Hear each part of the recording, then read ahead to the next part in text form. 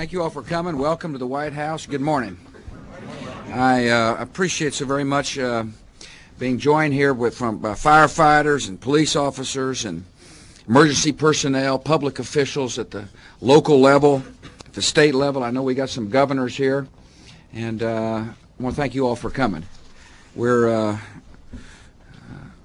on the cusp of doing something right for America, and I appreciate members of my cabinet who are here, and I want to thank the Secretary of Defense, and Attorney General, Secretary of Transportation, head of the Office of National Drug Policy. Appreciate Kay James being here.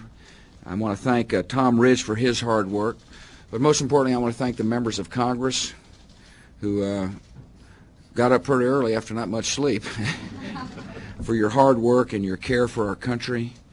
I see Senator Lieberman, who is really working hard in the Senate to cobble together a Homeland Security bill that'll work. Appreciate Senator Nichols being here as well. Senator Bennett from Utah, thank you all for coming. I really want to thank Chris Shays and Jim Gibbons for coming, and Mac Thornberry as well, three fine Republican members along with Steve LaTourette. But I also want to thank Ellen Tauscher from the state of California. She's been working really hard to make this bill a bipartisan bill where the American people can see both Republicans and Democrats working together to do what's right for the country. I really want to thank you all for coming. I also want to thank the heads of agencies who are here. Jim Loy, who's the Undersecretary for Transportation, Chief Operating Officer of the Transportation Security Agencies, served our country nobly as is running the Coast Guard and is now put on another uniform called a coat and tie. I want to thank Tom Collins, who does head the Coast Guard, Robert Bonner, who runs the Customs. I want to thank Jim Ziegler, who's running the INS.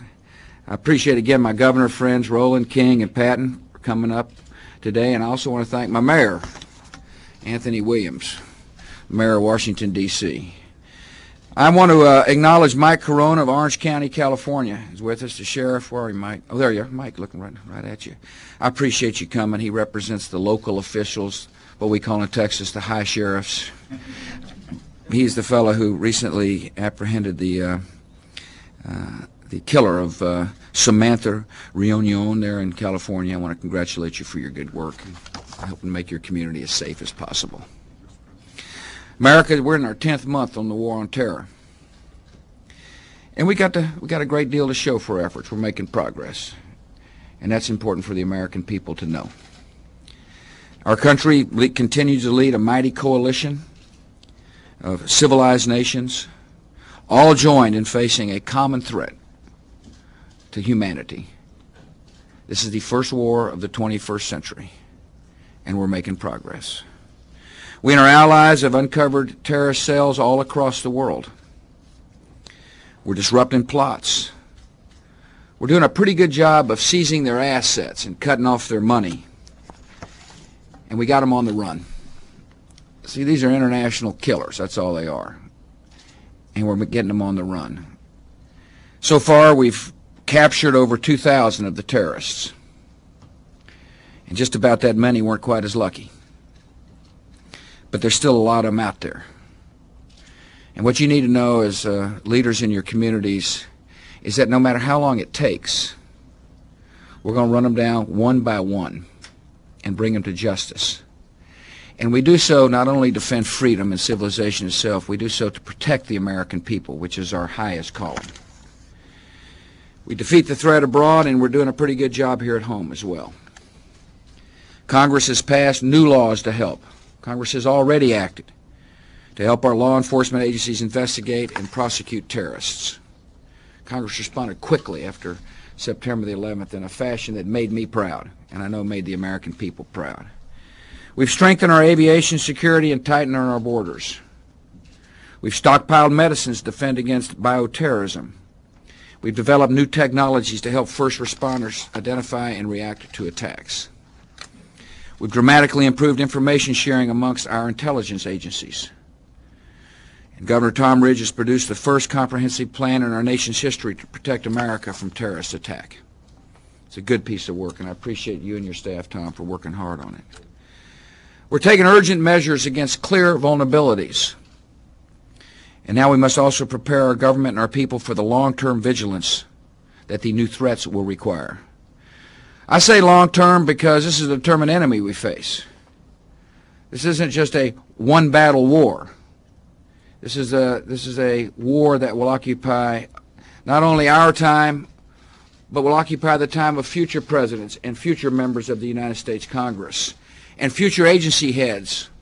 The number one priority of this government and the future governments will be to protect the American people against terrorist attack.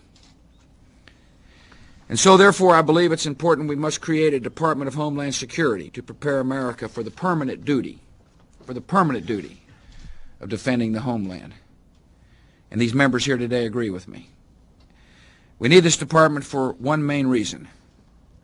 America needs a group of dedicated professionals who wake up each morning with the overriding duty of protecting the American people. The agencies in this department will have other duties, no question about it, but no higher responsibility. Protecting American citizens from harm is the first priority, and it must be the ruling priority of all of our government. The Department of Homeland Security will have four primary tasks. It will control our borders and prevent terrorists and weapons from entering our country. The way I like to put it is we need to know who's coming in and why they're coming in and what they're bringing in with them and whether or not they're leaving when they say they're going to leave. Secondly, the new department will work with our incredibly brave and dedicated first responders, many the representatives of whom are on the stage with me today. We need to be able to respond quickly and effectively to emergencies. We need good cooperation between the federal government, the state governments, and the local governments. We bring the best scientists together to develop technologies that will detect biological, chemical, and nuclear weapons and to discover drugs and treatments to protect our citizens. We need to harness the great genius of the American people to make sure that it's focused on the true threat of the 21st century. And for the first time, this new department will merge under one roof the capability to identify and assess threats to the homeland, to map those threats against vulnerabilities, and then to act to secure America. The Department of Homeland Security will draw on the knowledge and experience of every sector in America. We will work in a collaborative way with the people who care about America, and that's the American leadership and the American people at all levels of government. This administration is working with Congress to forge a bipartisan bill, and I want to appreciate the members of both parties for coming this morning. I believe we're making good progress, and of course, being the modest fellow that I am, I'm willing to recognize a good idea even if it comes from Congress.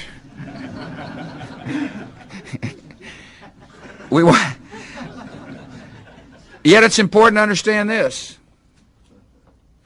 I'm not going to accept legislation that limits or weakens the President's well-established authorities. Authorities to exempt parts of government from Federal Labor Management Relations Statute when it serves our national interests. Every president since Jimmy Carter has used this statutory authority, and a time of war is the wrong time to weaken the President's ability to protect the American people.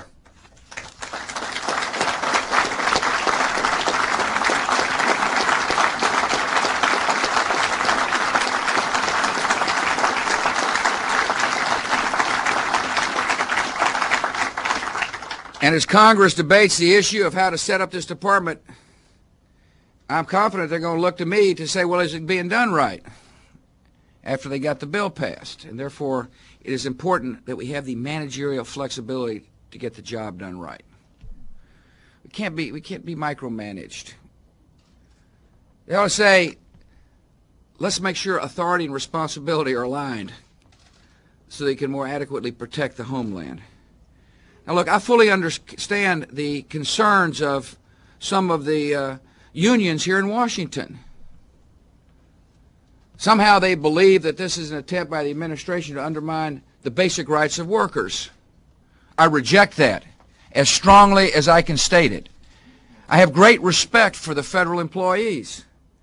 I travel the country as one of them, talking about how we need to work together to protect the homeland.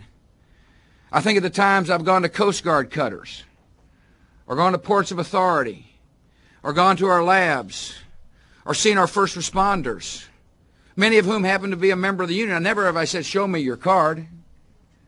I've always said, thanks for being a proud American and for working hard for the American people.